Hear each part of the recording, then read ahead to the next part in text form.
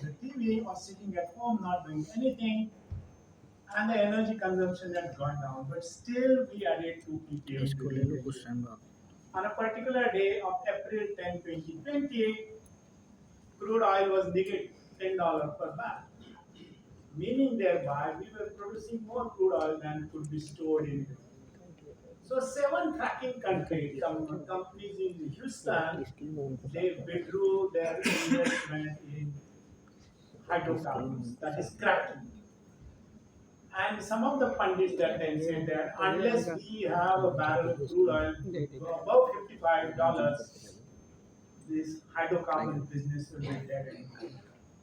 Now remember what happened. In 2022, by May, we have practically restored the entire economic activity, and that is reflected in the carbon dioxide emissions. And that time it was 418 ppm. Remember, ladies and gentlemen, it is December 31st, 2024. The concentration is 427.16 ppm. So we have added during the year 4.8 ppm. That means we will be adding 4 ppm plus at least for the entire century. So what is going to happen? By 2050, if we continue this way, we'll be all dead and gone. There will not be any civilization. There will not be any biospecies alive on Earth. This is a very dangerous situation. So in 2020, the world's refinery capacity was 97.4 million barrels a day. Last year it was 103.5 million barrels a day. It has gone up. So what is going to happen to the world? Let us look at this situation. So, another interesting fact is that how much carbon dioxide we emit. It is typically 35 point something gigatons, billion tons per year. So expected, this statistic is not available, but it is expected that 2024, 37.4 gigatons, that is billion tons of carbon dioxide is emitted. It's a large quantity of carbon dioxide. And so you see that some countries, particularly European countries, decreased their CO2. USA also did it. China also increased a little bit, and India did increase by 4.6%. Our economy is growing with it. So you imagine what is going to happen. We imported a lot of coal. We also imported oil. So this is the reason for that. The reason is that why this greenhouse gas emission? Because our economy is based on carbon. So whether you use fossil carbon or the renewable carbon, what is the fate of this carbon? That is, look at this. When you have an oil refinery, the fate is in the form of fuel, it is carbon dioxide. That is greenhouse gas emission. When you have a biorefinery, because by 2054 there will not be any crude oil. Okay? So the will be shifting to so-called biomass or bio-derived energy. That is carbon neutrality. Okay, that is carbon neutrality. So climate change, we have seen this year what has happened to India in particular and across the world. There is a place in United States, in California, called Death Valley. The average temperature there was 52 degrees Celsius. Huge. It is always above 45. Dry, it's a dry land. And so that is the situation. So we have some CO2 budget, like everything else. Carbon dioxide is also budgeted. We are left with, for 1.5 degrees Celsius rise, we are left with only 200 gigatons. 200 gigatons. And I showed you the figure. Last year we had 37.4 gigatons. That means we are consuming this budget at a very fast rate. So what are we going to do about this? And very interestingly, this World Meteorological Organization in 2023, 18th May, said that the 1.5 degrees Celsius will be breached by 2027. This 2024 summer will be worse than 2024 summer. That is also predicted. So we are in a real danger zone. So somehow there is some problem here, but anyway. So when we talk about net zero and sustainability, my personal belief is hydrogen is going to be the same. So I'm going to talk a bit about hydrogen. Then, since we will not have any carbon left in Mother Earth, carbon dioxide will be our new. Okay? Then decarbonization. Every sector of economy has to be decarbonized. How do we do that? For example, you're sitting here. Do you know from where this electricity is coming? Is it coal based or solar energy or wind energy or nuclear? You don't know this because the light doesn't tell you. So we have to worry about this. So when we don't have any carbon left in Mother Earth, biomass is our source of energy materials. And another issue is the solid waste management. Municipalities produce tons and tons of carbon waste. Typically, it is about 50% is carbon there, biomass, food, 10 to 12% is plastic. Then debris, construction, metal, glass, whatever. And then other problem where we are wrong, our government is also wrong, which is this waste plastic. Plastic ban is a stupid idea. I'm telling openly. Plastic ban is a stupid idea. Ban never solves any problem. It is new technology which solves the problem, and I will show you how we do it. And we have to take, although there is a lot of rain, torrential rain, water is a privilege. And how water is going to be a privilege? Then we will deal with the concept of circular economy and so-called recycle engineering. Being a chemical engineer, I believe in that. And systems engineering approach. So I will give you some examples and how biotechnology will also come to fore in some of these areas. So normally on TV you saw sadhus and goas and bawas and whosoever they talking think positive, better think positive. I'm saying think negative. I'm talking about think negative. That is think of negative, and that is carbon negative energy sources and material neutrality. When we talk about net zero, I don't believe in that. I say that net negative is the solution. So look at this particular figure. I gave you some time back some statistics. Only 73% of the countries of the world have the so-called net zero goal. 195 nations signed at 2015 Accord, Paris Accord. Only 73% of that goal, in which China 25%, United States 12%, European Union as a lot 7%, rest is 29%. In that, India is also included. The other 27% countries, either they are very poor or they are less populated and they do not have the technology, and everybody is crying for technology. India being the most populous country, believe me, today we are 1.44 billion. We will be 1.67 billion by 2050. We will be the most populous country. We will have a lot of energy and material. So what are we getting? So our policies must be refit. So look at the carbon dioxide emissions. Historically, India was number 7, but now India is number 4 if you take European Union as 180 day. So what is that? That is 2.622 gigatons. This we have to make zero. That does not mean carbon dioxide is zero. It means whatever we produce, you have to take care of that carbon dioxide. Net zero. So for this, there is another target, and this target we should remember. No matter which branch of science, engineering, and technology you are studying, remember this: our energy requirement, okay, the carbon dioxide emissions should not be more than 10 gigatons. 10 gigatons. That is what the target we have. So that means you have to take carbon dioxide out of air wherever we have, whether it is a power plant or whatever, and convert. So many times people talk about CCUS, carbon capture utilization, okay, storage. CCUS is not good for India because we don't have those depleted wells. Somebody else in USA or Middle East they will have. We don't have. So we have to convert that into something else. That is our issue.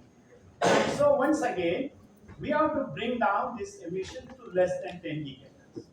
So this is where I have this new thing. I sometimes joke, but I say, like you say, Brahma, Vishnu, Mahesh. That is the Trinity spiritually and metaphorically, religiously. As a scientist, I believe solar, wind, and hydrogen will be our domain. Solar and wind will not give me materials, but hydrogen will give me good energy and materials. So hydrogen is my prime deity, Bhagwan Vishnu Shankar, okay, Shiva. So you see that. So green hydrogen will be the savior of the world. So I will tell you some stories about green hydrogen. So when we are talk about hydrogen economy, because I'm a part of some of these committees for government of India, and we talk a lot about hydrogen economy, and we believe that we should develop this. Hydrogen economy does not mean just green hydrogen. Hydrogen economy means all hydrogen, whatever we are doing right now. And the refineries are producing hydrogen by steam methane reforming, which is a catalytic process. 700, 800 degrees Celsius, and you all sorts of things. So yes, this hydrogen is required, and how will do? For example, we have to incentivize green hydrogen production in this country, and we have taken upon ourselves to develop technology. We talk a lot about electrolyzers, so I will tell you a story about electrolyzer as well and what are the requirements of it. So, like European Union 14 gigawatt by 2030. USA, they have got so-called 111 goal. What they say that you produce green hydrogen in $1 per 1 kilo in 1 decade. So by 2031, they will give $3 incentive. So I've been talking in my lectures everywhere where I go, why our government is not doing this? So Ministry of Power said, yes, we will give 50 rupees, 40 rupees, 30 rupees per year for the low carbon, of the so-called green hydrogen.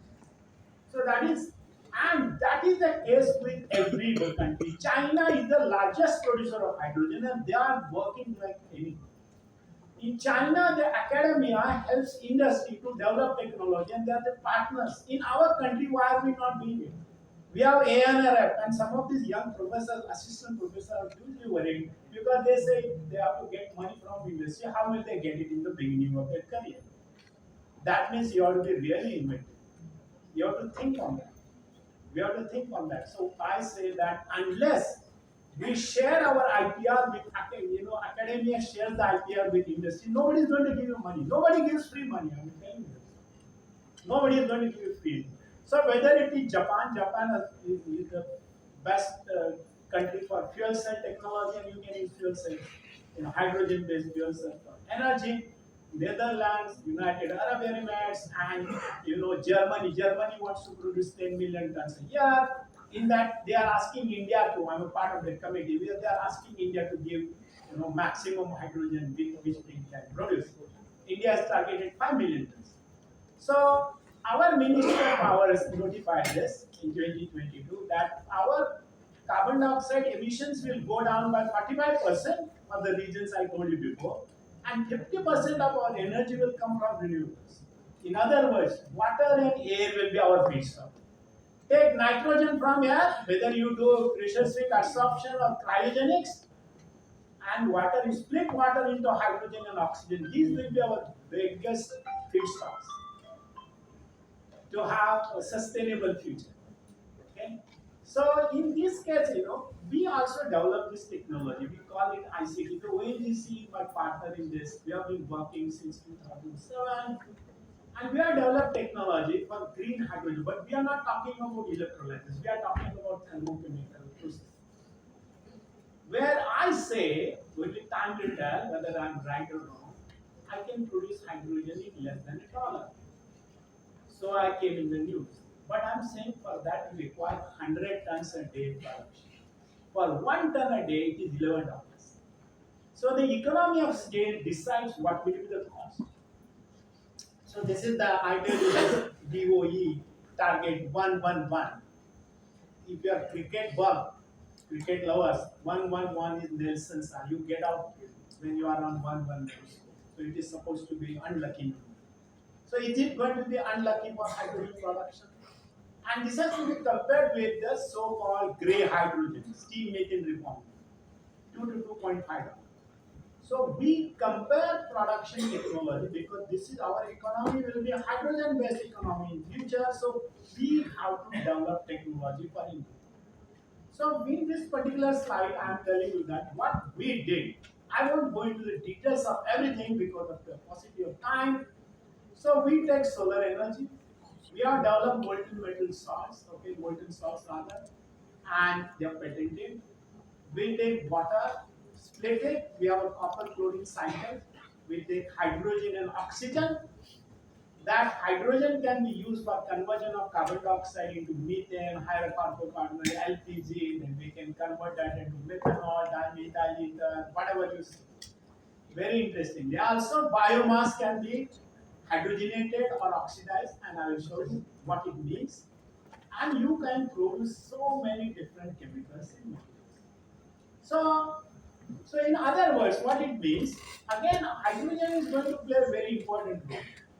So this so-called recycle engineering concept, in comparison with the so-called linear economy, where you dump everything at the end of the cycle, you do life cycle analysis, right? But here we will have scope for hydrogen and green ammonia. And if we do not do that, remember, we will require 3 years. How many years we require? So, and again, in 2000, we introduced solar energy, wind energy across the world. Their life is about 20 to 25 years. Now they are all being dumped. Millions and million tons of these materials are lying. So, how are you going to do with that? So that means you have to recycle. Same is the case with steel industry. 1 ton of steel produces 2.38 tons of carbon dioxide. India's production today is 145 million tons. We want to be 300 million tons by 2030. China is already 1100 plus million tons. By 2050, India wants to be 500 million tons. So that means we will be generating a lot of carbon dioxide. So unless we sequester this or convert that carbon dioxide into something else, as I mentioned before, we don't have great future. So yes, so so you use green hydrogen, whether it is steel industry, nickel industry, green hydrogen will be the savior.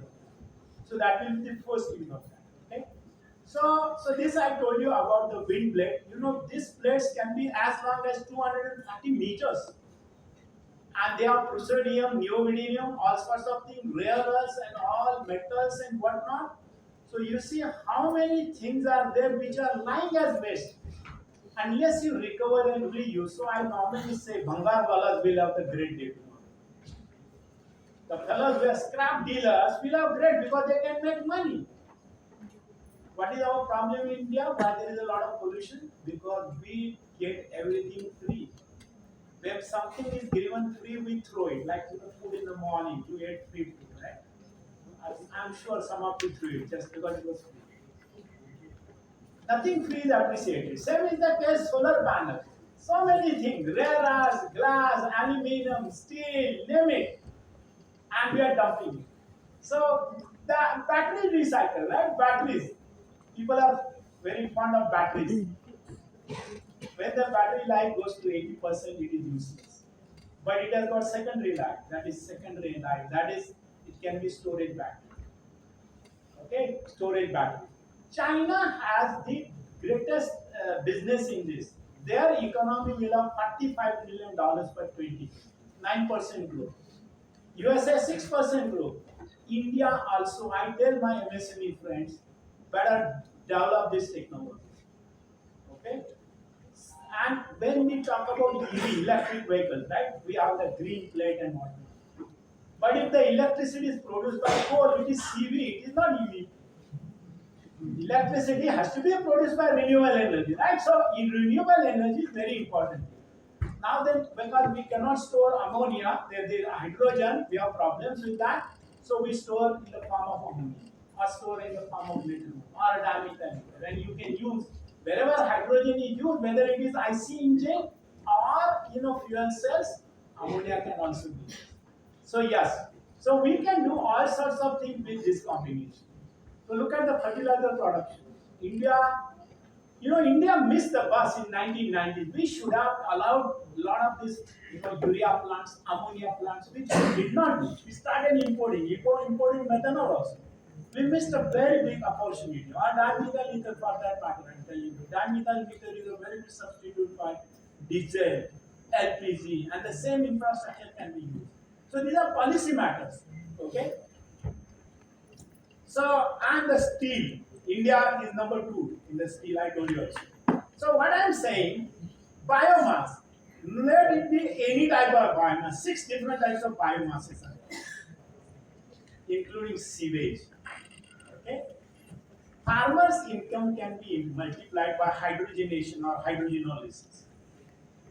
So when we are trying to increase the income of farmers, these guys are burning that aggregation, polluting. They want carbon, biochar in their field.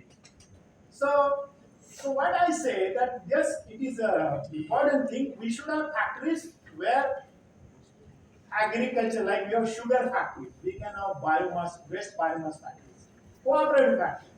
You have to densify and transfer it somewhere else where you may have chemically or catalytic whatever you convert into fuels, chemicals, materials. You can do that.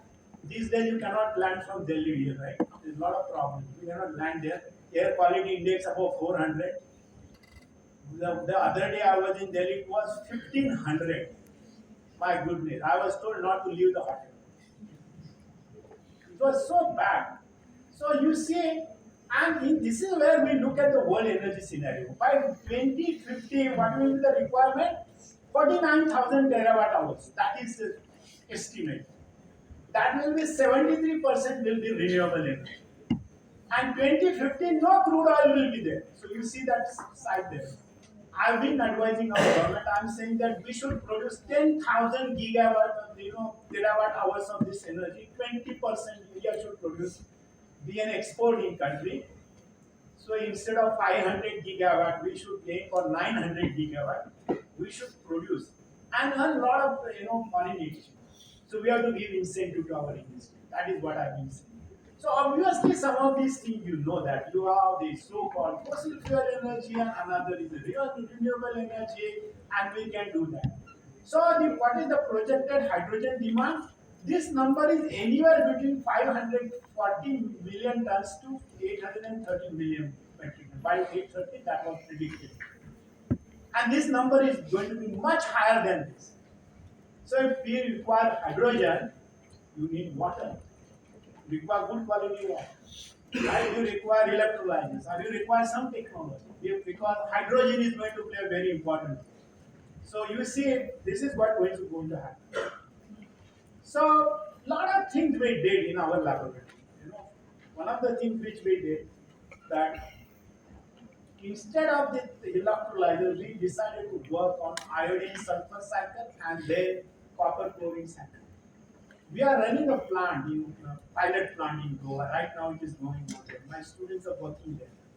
So I will tell you what happens. With electrolyzer, there are problems. Everybody talks about electrolyzer. A lot of across the country.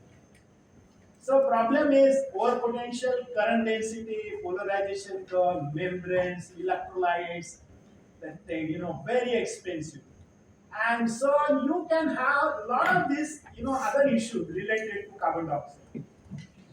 So what can we do? So we have hydrogen production from biomass. What do they do normally? You have a gasifying agent, which could be steam, could be carbon dioxide, could be air, could be oxygen, and you produce hydrogen. You have any carbon source, but more hydrogen comes from water because of steam methane reforming, which is catalytic. You can also do biocatalytically.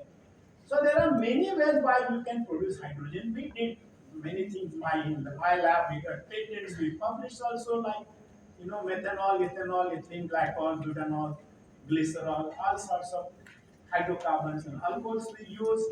But what we concentrate on is the water bleeding by this copper chlorine cycle. So this is our plant. This is our pilot plant, which is right now being run in Goa. So this is a so-called copper chlorine cycle. We have changed this cycle. We got many patents on this. So we have 4 cycle, 4 step, 5 step, 6 step cycle. We did the LCA analysis of that, and and then we calculated hydrogen cost and economics of this. Now the economics, anywhere you calculate hydrogen cost, it will vary anywhere between $8 to $10, and it has to be brought down to $1. But that is the cost of production, not the delivery. Delivery you have to add additional things. So what we are doing now in government of India, and I'm chairing that committee also, then we are trying to find out what sort of infrastructure do we require. So five different zones have been chosen in the country.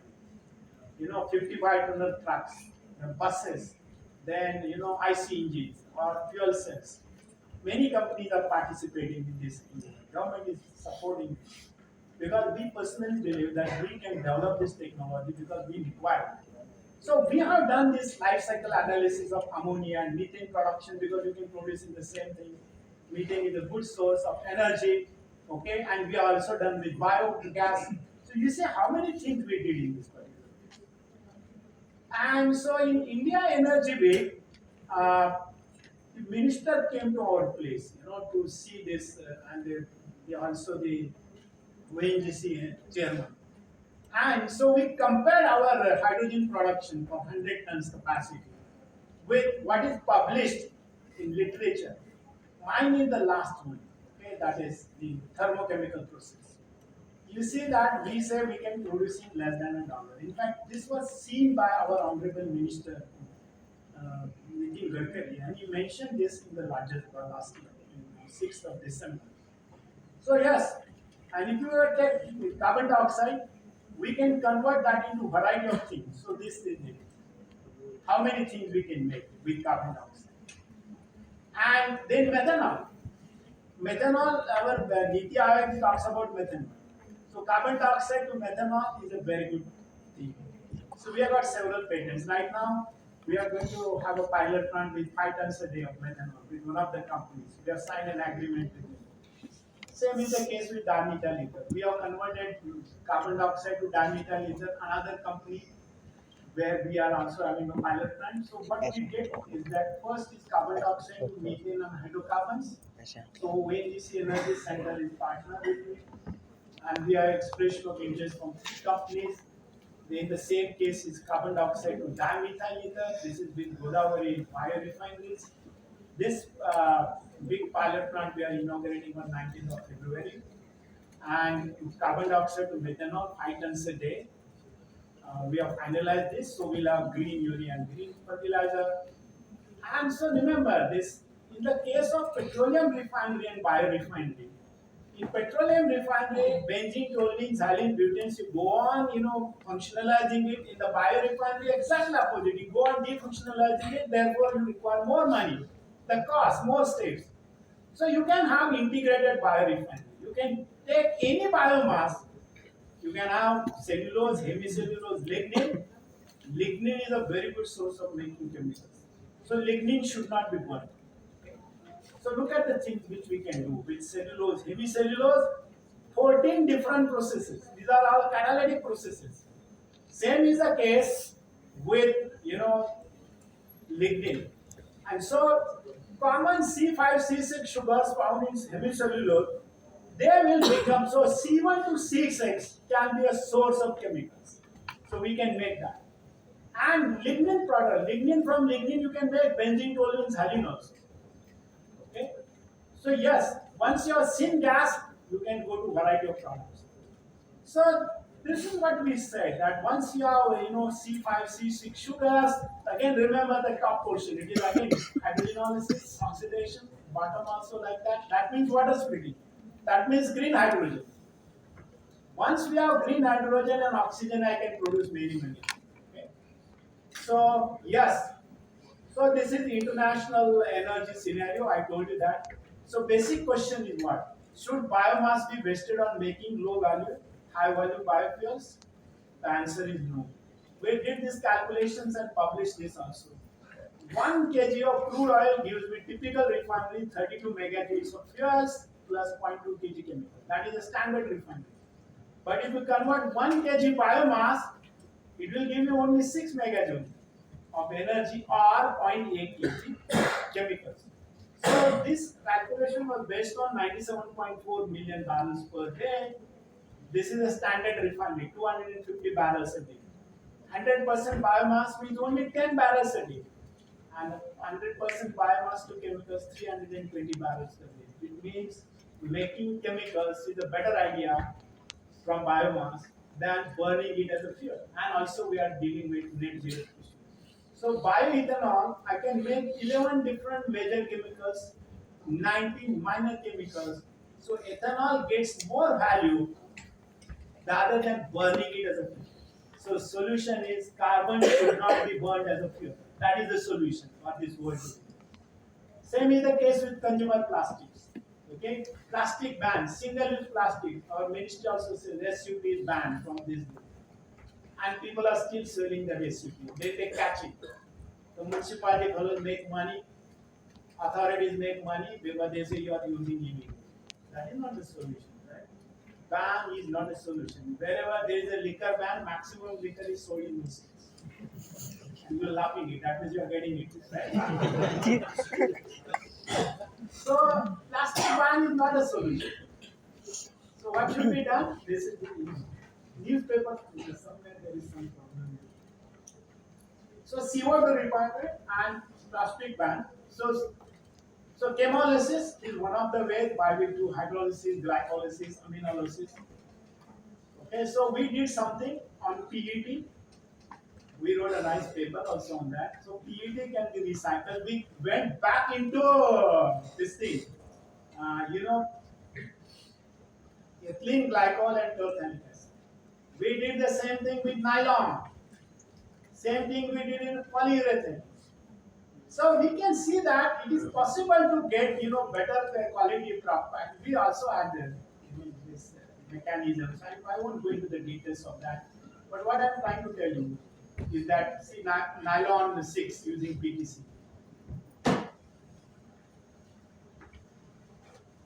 Okay, so hydrogenation of plastic, and you can get mixed plastic. See, you get hydrocarbons plus this HCl, ammonia, H2S. These technologies are moving. So waste plastic is better.